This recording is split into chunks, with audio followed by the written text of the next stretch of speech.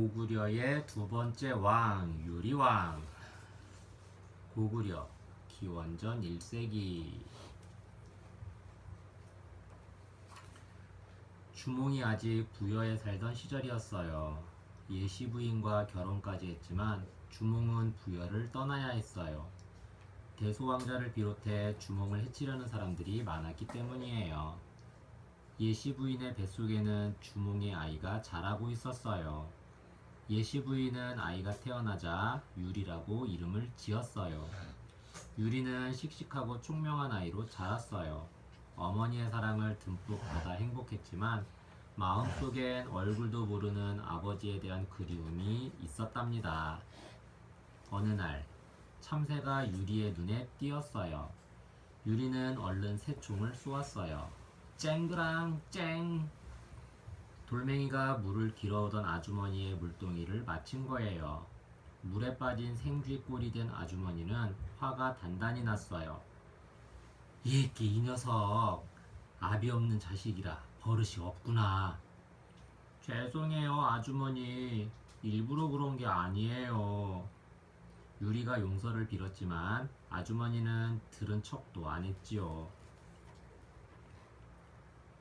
유리는 집으로 돌아와 어머니한테 물었어요. 어머니, 왜 저에겐 아버지가 안 계신 거예요? 예시 부인은 속으로 깜짝 놀라고 당황했어요. 늘 명랑하던 유리의 표정이 우울해 보였어요. 무슨 일이 있었구나. 유리는 아주머니한테 혼난 이야기를 털어놓았지요. 유리야, 네 아버지는 훌륭하신 분이란다. 예시 부인은 유리를 따스하게 감싸 안았어요. 네 아버지는 왕자들을 피해 남쪽으로 내려가서 고구려를 세우셨단다. 아버지가 고구려를 세우셨다고요? 유리는 기쁘면서도 놀라웠어요. 네 아버지께서 떠나실 때 남기신 말씀이 있단다. 아들이 태어나거든 7 모가 난 돌 위에 소나무 밑에 감추어둔 물건을 찾아오라고 하셨어. 아버지가 소나무 밑에 물건을 감추어 두셨다고요? 그 물건을 찾아오면 당신의 아들인 줄 알겠다고 하셨단다. 그날 밤 유리는 밤새 잠을 이루지 못했어요. 아버지가 고구려의 왕이라는 걸 믿기 힘들었지만 어쨌든 아버지를 만나고 싶었지요. 유리는 해가 뜨자마자 산으로 올라갔어요. 소나무 밑이라고 했으니까 분명히 산에 있을 거야. 하루 종일 이 산 저 산 헤매며 돌아다녔지만 7 모가 난 돌 위의 소나무는 찾지 못했지요. 유리는 하는 수 없이 터벅터벅 집으로 돌아왔어요. 유리는 날마다 7 모가 난 돌과 소나무를 찾아다녔어요. 하루는 지쳐서 마루에 걸터 앉아 긴 한숨만 내쉬었지요. 바로 그때 기둥과 주춧돌 사이에서 소리가 들렸어요. 이게 무슨 소리지?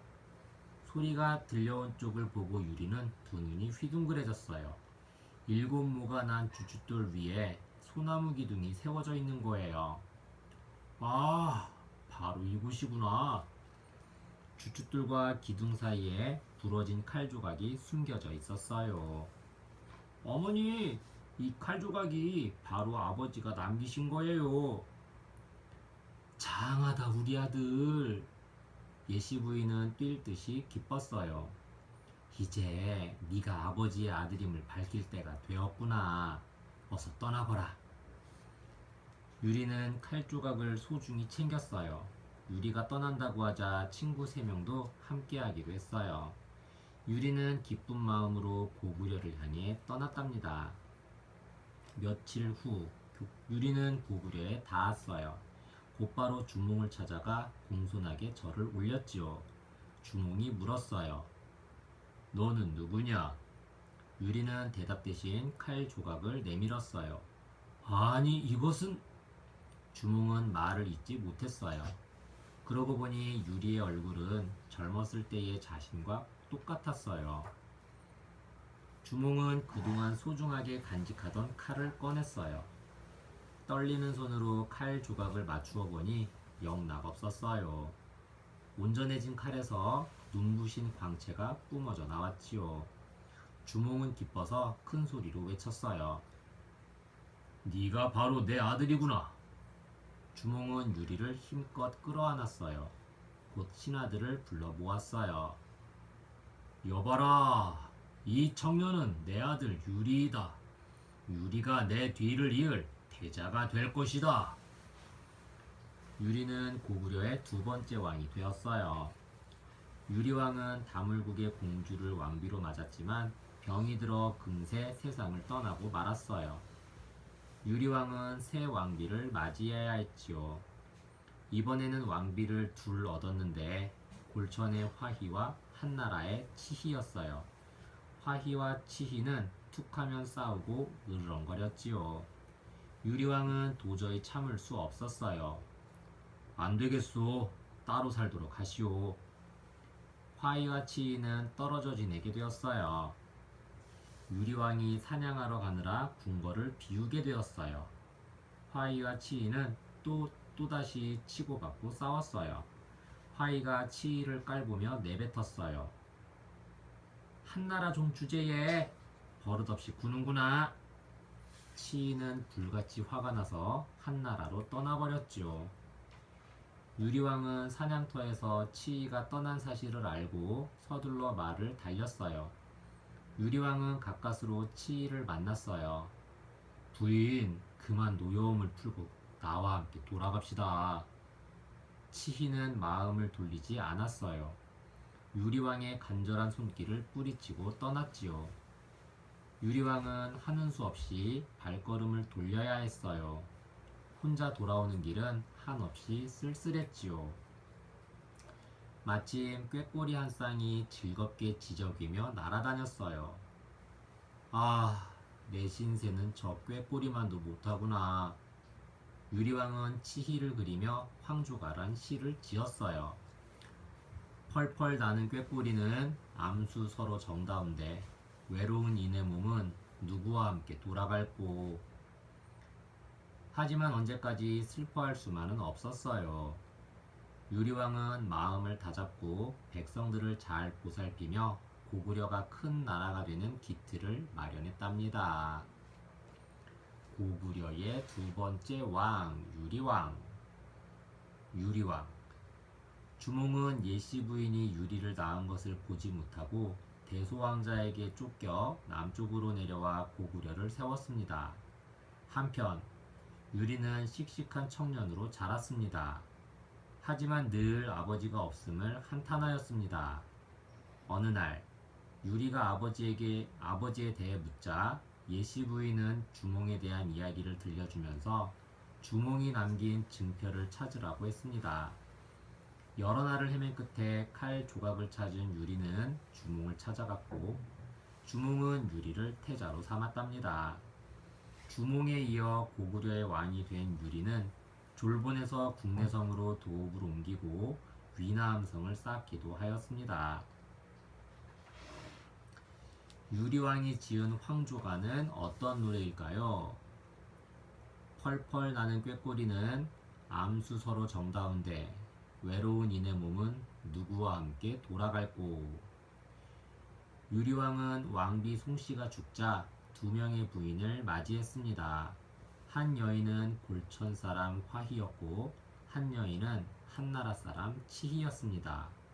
화희와 치희는 사이가 좋지 않았습니다. 어느 날 유리왕이 사냥을 떠난 사이 화희와 치희는 또 싸웠습니다.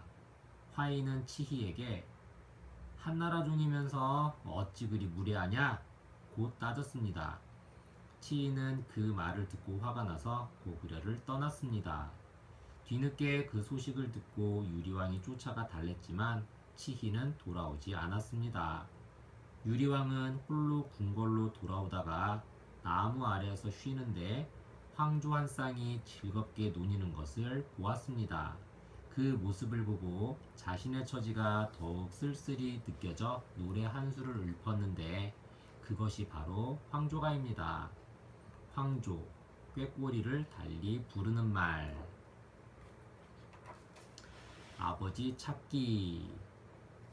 유리가 아버지를 찾으려 하는 것은 단순히 감상적인 일이 아니라 자신의 정체성을 확인하는 과정입니다. 이를 위해서는 모험과 고난이 필연적으로 뒤따르는데 유리는 이 모험을 성공적으로 통과해야만 비로소 위대한 아버지의 뒤를 잇게 되는 것입니다. 나는 누구인가? 유리의 유년기는 비교적 행복하고 안정적이었습니다. 그러나 유리가 성장해가면서 다른 사람들이 자신을 아비 없는 자식이라며 낮추어 본다는 사실을 알게 됩니다.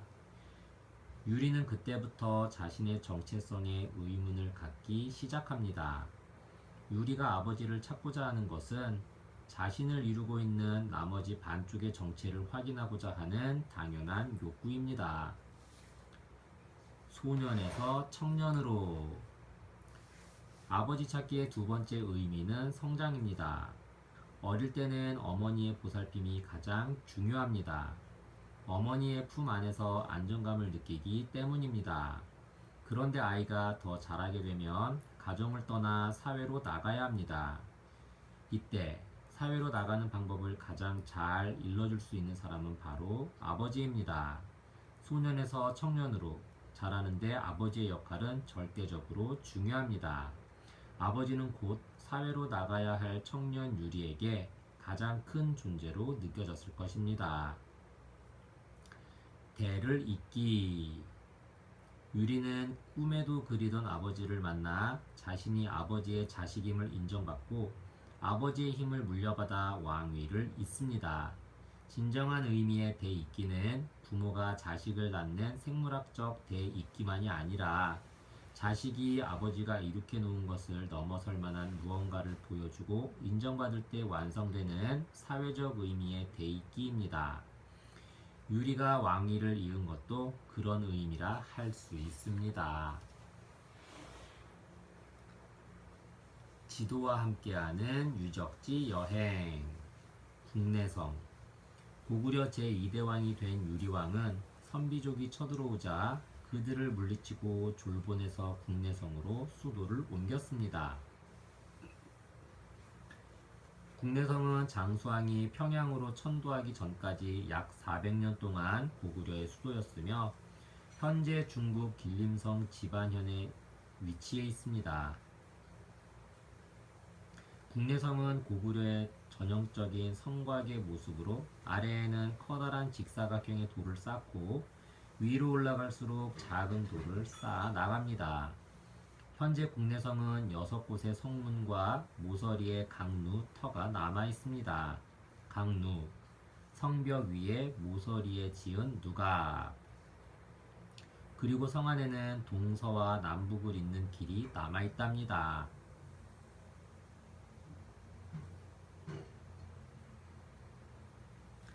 위남성. 위남성은 국내성 외곽 산의 방어를 목적으로 쌓은 산성입니다. 삼국사기에 따르면 고구려 제3대 대무신왕이 한나라 요동 태수가 군사를 거느리고 공격해오자 위남성으로 들어가 수십일 동안 있었다고 합니다.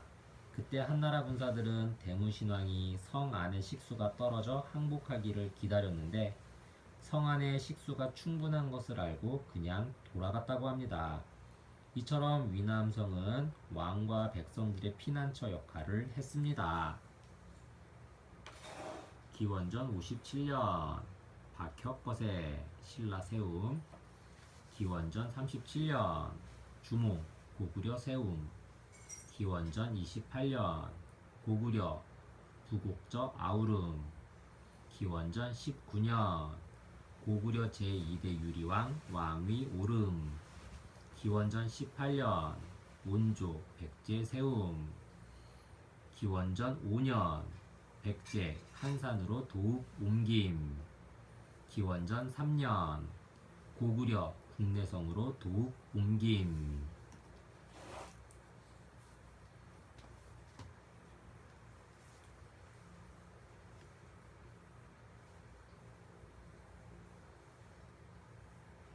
백제를 세운 온조. 백제 기원전 1세기. 주몽은 자신을 해치려는 왕자들 때문에 부여를 떠나 졸본 부여로 갔어요. 졸본 부여의 왕은 주몽을 보고 감탄했어요. 나라를 맡길 만한 인물이야. 어느 날 왕은 주몽을 불렀어요. 나의 딸을 아내로 맞으면 어떻겠나? 장차 그대가 졸본을 맡아 다스리면 좋겠네. 주몽은 왕의 뜻을 고맙게 받아들였어요. 왕의 딸 소선호와 결혼한 주몽은 비류와 온조를 낳았어요. 왕이 죽자 주몽은 새 나라를 세우고 고구려라 이름을 붙였어요. 왕이 된 주몽은 백성들을 잘 다스렸어요. 하루는 유리라는 청년이 찾아왔어요. 주몽이 졸본 부여로 온 다음에 태어난 아들이었지요. 유리는 심표인 칼 조각을 갖고 왔어요. 심표, 증거로 삼기 위하여 주고받는 물건. 주몽은 기뻐하며 유리를 태자로 삼았어요. 유리를 다음 왕으로 삼겠다는 뜻이었지요. 비류와 온조는 몹시 실망하고 당황했어요. 유리가 태자가 되자 비류와 온조는 앞날이 막막했어요. 언젠가는 자신들을 해칠 것만 같았지요. 형님, 차라리 남쪽으로 가서 새로운 나라를 세웁시다. 온조의 말에 비류는 고개를 끄덕였어요. 그래, 우리가 훗날 큰 뜻을 펼치려면 그렇게 해야겠어. 어머니 소선호도 두 아들의 말이 옳다고 여겼어요. 비류와 온조는 신하들과 함께 길을 떠났어요. 수많은 백성이 그 뒤를 따랐지요. 가도 가도 험한 산과 거친 땅만 나타났어요. 나라를 세울 만한 좋은 땅은 보이지 않았지요. 산이 험하니 백성들이 힘들겠구나. 비류는 백성들에게 미안해졌어요. 형님, 조금만 더 기운을 내세요. 남쪽으로 가면 산이 낮아지고 들은 넓어진답니다. 온조는 비류를 위로하고 힘을 북돋워 주었어요. 형님이 힘을 내줘야 백성들도 힘이 납니다. 온조는 씩씩하게 앞장서 갔어요. 험한 길을 걷고 또 걸었어요. 이름 모를 산을 하나 넘었을 때 온조가 희망에 차서 큰 소리로 외쳤어요. 형님, 이제 멀지 않았습니다. 낮은 산들 사이로 들판이 보입니다. 온조야, 너는 어떤 곳에 나라를 세우고 싶으냐? 비류가 궁금해서 물었어요. 그야 큰 강이 흐르는 곳이지요. 그래야 먹을 물과 농사에 필요한 물을 댈 수 있으니까요. 온조는 북한산에 이르자 탄성을 질렀어요. 아, 바로 여기다. 내가 찾던 곳이야. 너른 평야와 평야를 가로지르는 강이 한눈에 들어왔어요. 또 높은 산이 뒤에 보였지요. 여기에 나라를 세우면 정말 좋겠구나. 두 왕자를 따르던 신하들도 크게 기뻐했어요. 하지만 비류는 생각이 달랐어요. 온조야, 너는 이곳에 머물도록 해라. 너를 따르는 백성들과 함께 살아도 좋다. 아니, 형님께서는 다른 곳으로 가겠다는 말씀입니까? 어안이 벙벙해진 온조에게 비류는 대답했어요. 나는 넓은 바다를 꿈꾸었단다. 아름다운 파도 소리가 들리고 물고기가 많이 잡히는 곳에 나라를 세우고 싶구나. 그러자 신하들이 나서서 말렸어요. 왕자님, 마음을 돌리십시오. 이렇게 살기 좋은 땅을 얻기란 쉽지 않습니다. 그러나 비류는 이미 결심이 단단히 서 있었어요. 나는 바닷가를 찾아 다시 떠나겠소. 결국 비류는 그를 따르는 신하와 백성들과 함께 떠났어요. 매일 물고기를 잡을 수 있으니 먹을 것이 많겠지? 아무렴 땀 흘리며 농사 짓는 것보다 훨씬 나아. 백성들은 비류의 말을 믿고 힘든 발걸음을 재촉했어요. 온조는 북한산에서 내려다보았던 강의 남쪽 위례성에 나라를 세웠어요. 온조는 신하들과 백성들을 모아놓고 말했어요. 나는 이곳을 새 도읍으로 정하고 나라 이름을 십제라고 하겠소. 백성들은 기뻐하며 만세를 불렀어요. 이제 멀고 험했던 고생길이 끝나고 새 나라의 백성이 된 거예요. 온조는 새 나라의 틀을 굳건하게 다져갔어요. 비류와 백성들도 꿈에 그리던 바닷가에 도착했어요. 미추홀이라는 곳으로 지금의 인천 땅이에요. 이제 저 드넓은 바다에서 물고기를 실컷 잡을 테지? 바닷가 낮은 땅에서는 농사도 지을 거야. 난생 처음 바다를 구경한 백성들은 모두 기뻐했어요. 비류는 자신감에 찼어요. 그래, 내 생각은 틀리지 않았어. 아버지가 세운 나라보다 더 강하고 풍요로운 나라를 만들 거야. 미추홀의 나라를 세운 비류와 백성들은 바다로 나가 물고기를 잡고 즐거운 나날을 보냈지요. 그런데 얼마 지나지 않아 하나 둘 문제가 생겨났어요.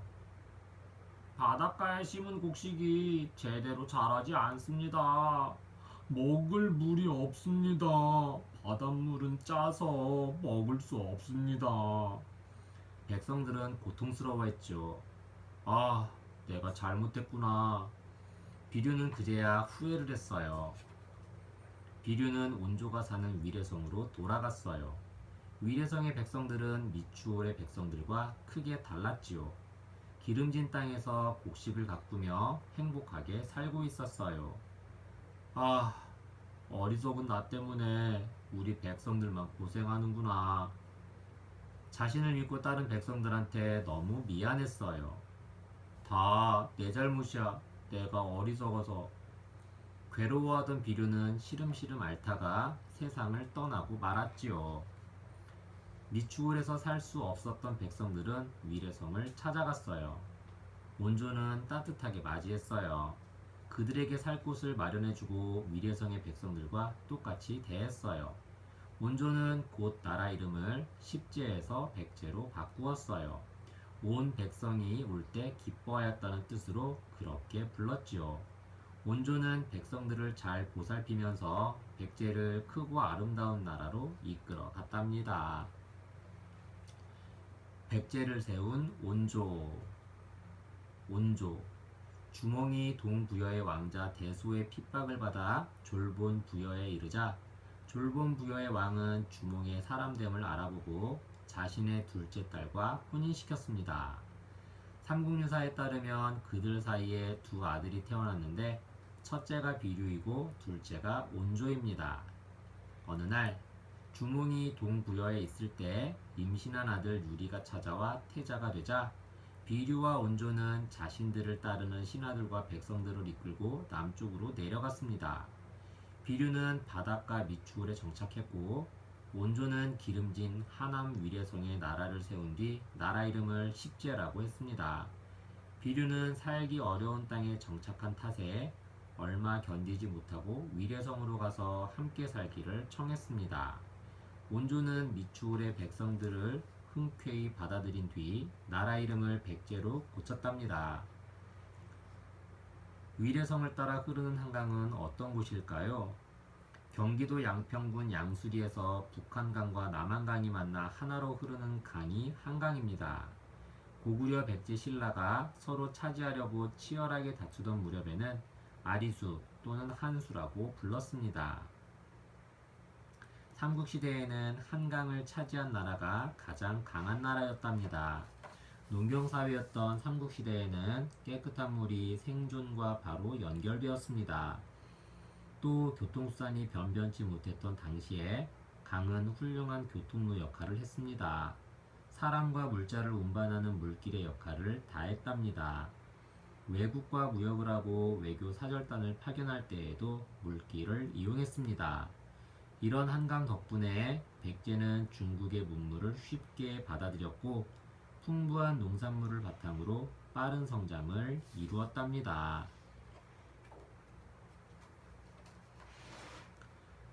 마하는 어떻게 되었을까요? 마하는 현재 경기도, 충청도, 전라도 지역에 있던 54개의 작은 나라들을 통틀어 이르는 말입니다. 마한 가운데 온조가 세운 백제는 북쪽으로 예성강, 남쪽으로 안성, 동쪽으로 춘천에 이르는 나라였습니다. 마하는 목지국을 중심으로 한 소국 연맹체를 이어나갔는데 3세기 후반 백제가 목지국을 멸망시켰습니다. 그 후 4세기 후반에 백제는 남쪽으로 진출해 현재의 전라남도 지역에 있던 소국들을 무너뜨림으로써 마하는 역사에서 자취를 감추게 되었답니다. 역사에 나오는 형과 동생, 남는 사람, 떠나는 사람. 유리와 비류, 온조는 모두 주몽의 아들입니다. 그런데 유리가 고구려 왕위를 이어받자 비류와 온조는 왕자로만 남아야 했습니다. 그래서 비류와 온조는 고구려를 떠납니다. 왜냐하면 왕이 되지 못한 왕자는 위험한 인물로 여겨져 경계의 대상이 되기 때문이지요. 온조가 하남 위례성의 자리를 잡자 비류가 미추홀로 떠난 것도 이와 비슷한 경우랍니다. 누가 먼저 움직이는가? 건국 시조의 이동은 민족의 이동 혹은 당시 정치 세력의 관계를 드러냅니다. 이 이야기에서 나라를 세우기 위해 먼저 계획하고 움직인 사람은 형인 비류가 아니라 동생인 온조입니다. 게다가 비류보다 온조의 역할이 훨씬 더 강조됩니다. 그 까닭은 나중에 나라를 세우는 데 성공한 사람이 온조이기 때문입니다. 동생이 더 적극적인 이유. 옛날 이야기에서 주어진 일을 끝까지 해내는 사람은 대개 동생입니다. 마지는 아버지가 물려준 곳을 중심으로 그 지위를 계속 이어나가면 되지만 나머지 형제들은 그럴 수 없기 때문입니다. 그래서 동생들은 스스로 기회를 만들고 새로운 영역을 개척함으로써 자신의 꿈을 이루려고 하는 것이랍니다. 지도와 함께하는 유적지 여행. 몽촌토성. 몽촌토성은 온조가 처음 도읍을 정한 곳으로 여겨집니다. 북쪽으로는 한강이 접해 있고 남쪽으로는 남한산이 솟아 있으며 그 사이에 완만한 구름과 평야가 펼쳐진 곳에 자리 잡고 있습니다. 외곽 둘레는 방어용 하천인 해자시설과 성의 방비를 위한 목책이 설치되어 있답니다. 해자, 성 주위에 둘러판 못, 목책, 나무 말뚝으로 만들어진 울타리. 성 안에서 만여 명이 생활할 수 있었으며 남북과 동서를 잇는 도로망까지 있었습니다. 또한 궁실, 누각, 광장이 있었을 것으로 짐작된답니다. 미추홀. 미추홀은 현재 인천광역시 지역으로 비류가 도읍을 정한 곳입니다. 문학산에 있는 산성은 고구려 양식으로 되어 있어 비류가 북쪽에서 내려왔다는 사실을 뒷받침해 준답니다.